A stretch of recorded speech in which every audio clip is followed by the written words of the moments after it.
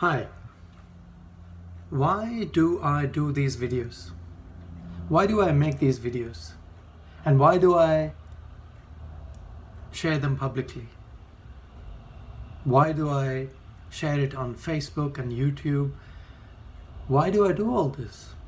I was asking these questions myself. And there are quite a few reasons why I do this.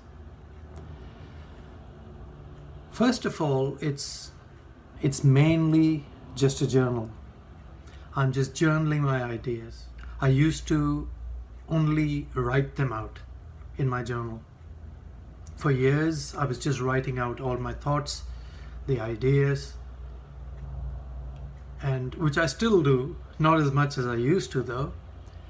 But I find this way of capturing ideas a lot easier. I find this a lot easier because when I get these ideas, when I get certain thoughts, and I think about it and I go deeper into it, if I were to write the whole thing, if I were to write these ideas down in my journal, I can do only so much. Although my brain is going at 100 or 1,000 miles an hour, for me to actually write them out, it's going to be a lot slower. Speaking is definitely a faster way of communication than writing. And that's why I choose this mode of communication. So it's mainly a way of journaling. What else I achieve by doing these videos?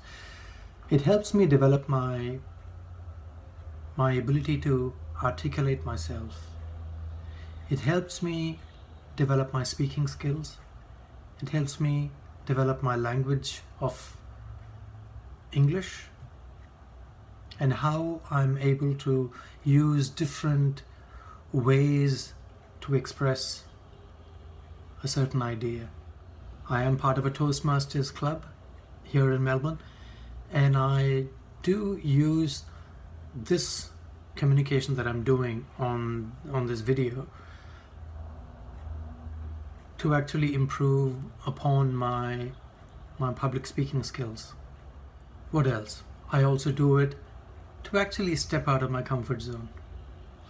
Actually, I'll reword that, not stepping out, more so expanding my comfort zone. Because what happens when you step out of your comfort zone, there's a good chance you'll go back in. This is something I learned from Joe Pane at the Coaching Institute. Stepping out of your comfort zone versus expanding your comfort zone. So, thank you, Joe. Just to give you credit where it's due. Thank you. So I do this to expand my comfort zone.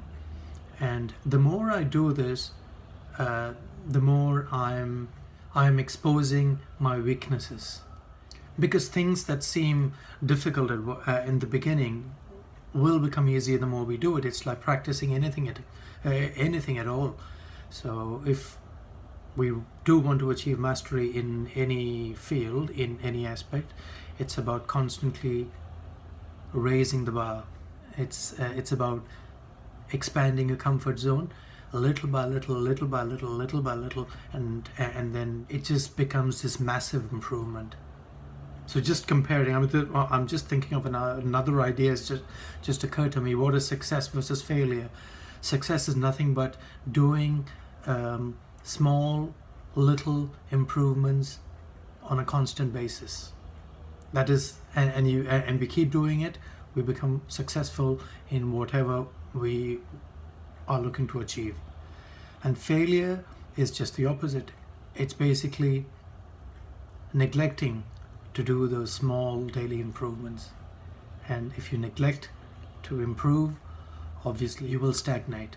And stagnation is not success. In fact, I'm almost tempted to say that stagnation is failure. Unless we're constantly developing and improving and constantly raising the bar, we are not succeeding. Why else I do these videos? Because I want to be open to be judged. I'm open to being judged by anyone and everyone. Because every time I speak, I mean, there are people out there who, whether it's a Toastmasters or any other speaking forum or any other circle that I speak in, there are people who judge me and put me into a certain label. Oh, you're very philosophical, or you're very spiritual, or you're speaking this from a very psychological point of view, or so you are a skeptic. So it is all these labels and words that people use to judge. And the reason I do these videos is actually to be open to accept any kind of judging that occurs. Because something that I learned a few years ago, this was from Wayne Dyer, again, to give credit where it's due. And he said, when you judge me, you don't define me. You define yourself as a person who needs to judge. Isn't it wonderful? It makes so much sense. Any kind of judging actually does not define me at all. So if you were to judge me as whatever, spiritual or philosophical or skeptic, that does not judge me at all. That is only judging yourself. You're judging yourself as someone who needs to judge, instead of just being open-minded, instead of just being so radically open-minded, so accepting and so including, and just being curious of what is coming out of this guy's mouth. What else? I also do it, call it personal development. Personal development. It's just a word, I mean a couple of words that have been going around for maybe 40, 50 years. It is nothing but succeeding every day, every moment, looking for opportunities to succeed instead of stagnating.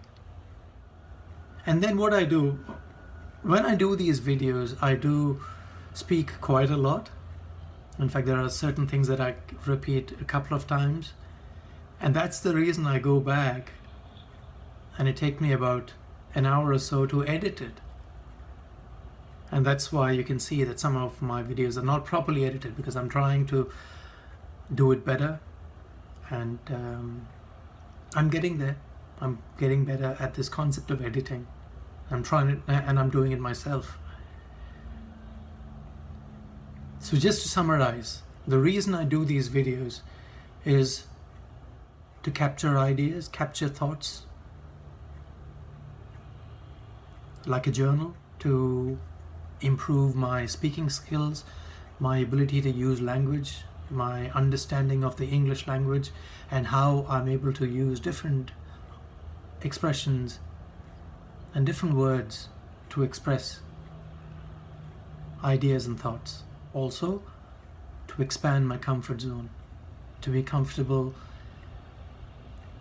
in my own skin, to be able to constantly raise the bar, and I'm open to being judged.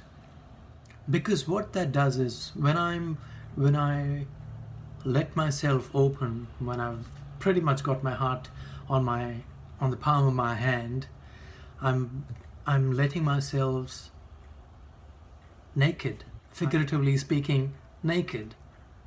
And the more I can do that, my levels of courage is going to go up. I will become a more courageous person.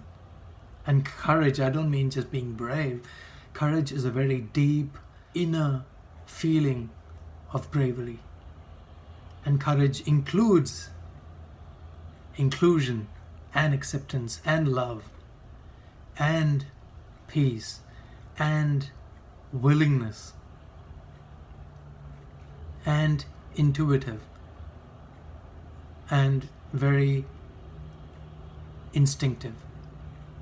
All this courage is, so when I'm naked, I'm open to being judged. At the same time, I'm helping myself become more courageous. I will be doing some videos in the future which are very suggestive in nature. It's your choice whether you want to take those suggestions, but I do want to share with you some of the things I do, or some of the things I've been doing for the past little over 5 years, and how I have achieved success. Success is, again, it's a very subjective term. The way you define success may be totally different to how I define success. Because the kind of success that I've enjoyed, that I've been enjoying for the past 5 years, cannot be expressed using words. It is a very internal feeling that I have, that I've never had over the first, say, 43, 44 years, versus what I've achieved in the last 5 years. And again, success is not having a lot of money, or having the title at your work, or how you run your business. It's got nothing to do with that. Again, it is only one small part of success. Success is a combination of a lot of things, and success is not something that happens once every few weeks, months, or years. It is success on a constant basis, success on a daily basis, success even on a momentary basis, every moment of success. Because we do live in a world that is futuristic, that is we are always moving into the future. We're not moving into the past, we're moving into the future. So if we are constantly moving into the future, we are goal oriented. We constantly have a goal. 100% of the times, we all have a goal. We have the tiniest of goals we have. Even if it means brushing your teeth, it's a very little, small goal that you have at that point in time. Even these words that are coming out of my mouth, they are very goal oriented as well. I do want to finish that sentence. I do want to finish that word as well. So we do live in a very goal oriented, futuristic mode, and if we are in a goal oriented mode, we are constantly in a mode of achieving success. Now, success, as I just explained, it is different for different people. Because what happens is, if you achieve success in one or two areas of your life, you will feel empty in other areas. And that's the reason I keep harping about this fact that there are different forms of wealth and success. Wealth is, although money and finance is an aspect of wealth, it is not everything at all. There are several other aspects that constitute success and wealth. And it has to be a combination of these different aspects. It has to be a combination of achieving success in every area of life, not just in one area. Anyways, I'll stop here. Thank you very much for listening. Thanks for watching. I will be shooting some videos which are suggestive in nature, with some advice and some tips, and how we can all achieve success. Thank you very much. Thank you.